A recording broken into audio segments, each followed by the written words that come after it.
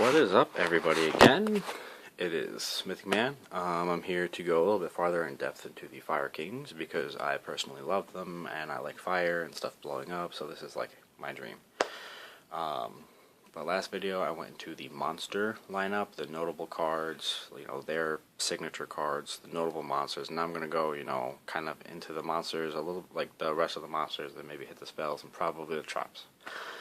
Alright, so let's get started. Last we left off with, we went through Hazy Flame Hippogriff, Volcanic Rocket, Volcanic Counter, Flame Veil, Fire Dog, and Royal Firestorm Guards, and Sacred Phoenix Beneficus.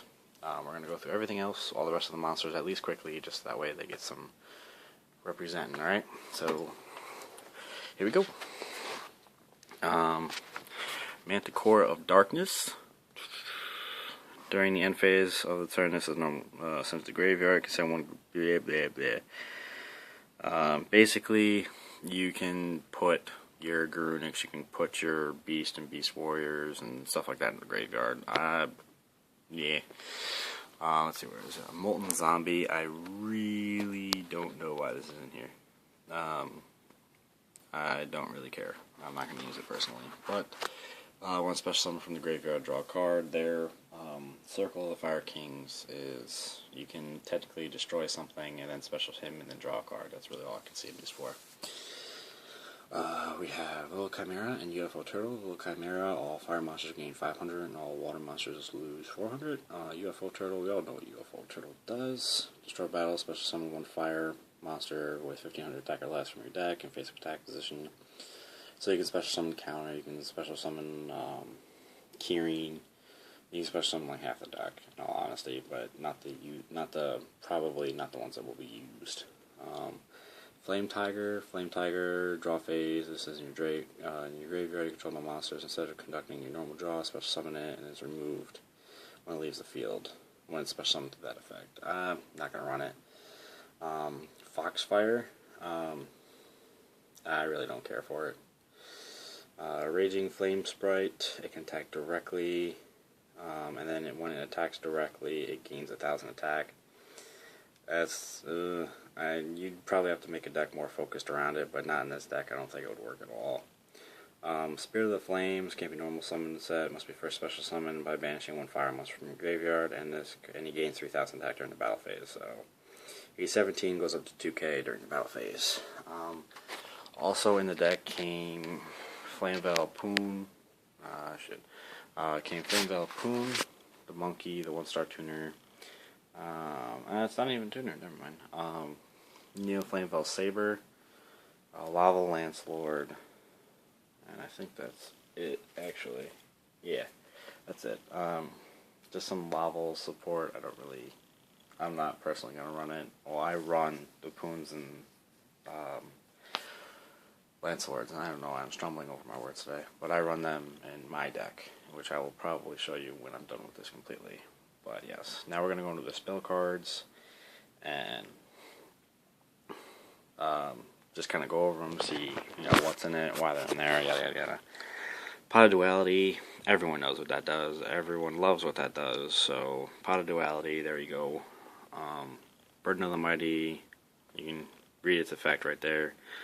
But now with monsters becoming more about rank than level, it's questionable. Creature Swap, I actually might run in my deck just because you Creature Swap, like for example, you get you have a Kieran on the field and you Creature Swap into maybe like a Stardust or a Zenmain, and you kill Kieran, and Kieran's effect activates to send I don't think it actually works like that, but if it could, it'd be awesome. But then you could send a fire monster or something like that. But actually, no, it does work like that. So you kill it by battle, you can send a fire monster. So get stuff rolled in. Over here, we have Wild Nature's Release. Target one beast or beast warrior monster. It gains attack equal to its defense until the end, and then destroy it at the end phase. So inevitably, possibly Garunics can become, or not Garunics. Barong and Keyring basically gain 200 attack, but then you got like cards there are other cards that'll probably be able to benefit more off of it, like Mana Core Darkness and stuff like that. But it's cool, but it's not necessary. Hand destruction is just sending cards to the grave, is sending your fire monster to the graveyard, so you can use Circle of the Fire Kings. Blaze Accelerator is kind of dumb in this deck just because it's not really necessary, because there's only like 3 cards that have less than 500 attack. Rekindling, we all love Rekindling. Rekindling has been argued to be banned, limited, semi. I don't care for it. I think it's adorable, so let's keep it. That's it for the spell cards of the deck. Now we are going to go into the trap cards of the deck, which I think are actually pretty interesting. Are actually relatively useful. There we go. Backfire. When a fire monster you control is destroyed, send to the graveyard and play 500. So technically this can make all your destruction of your Fire Kings more burny. So that way you at least have something. Regretful Rebirth. When something is destroyed by battle and sent to the graveyard, target that monster, special summon it face up its defense position, but it's destroyed. So I guess it's a way to get multiple uses out of maybe Kirin or even Garunix if something kills it. Spiritual Fire Art Chronai. You can. It's a way to kind of get cards in the graveyard. You can do burn damage. You know, you get Garunix on the field, and then you chain Chronai. You send it to the graveyard. Your opponent takes 27, and then you can probably circle the Fire Kings back out and do funny stuff with it. Flamebell counter is like the Solemn Judgment for Flamebells, but not entirely. It's just when a spell or trap card, so I guess it's more like Dark Bribe. You banish a fire monster with 200 defense from your graveyard and negate the activation if you do destroy it. Phoenix Wing Windblast, I love this card. Discard a card, target one card your opponent controls, return to the top of the deck.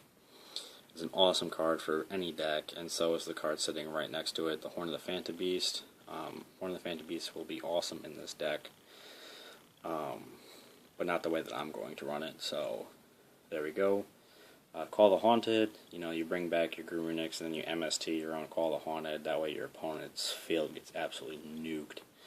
But aside from that, that's really it for the traps. You'd obviously run staple Magic trap cards. You'd run your MSTs, your Heavy Storms, your Solemn Judgments, your Solemn Warnings. Funny stuff with the camera. You'd run all your usual cards. I don't think I'm going to be running Pot of Duality because I need those in other decks.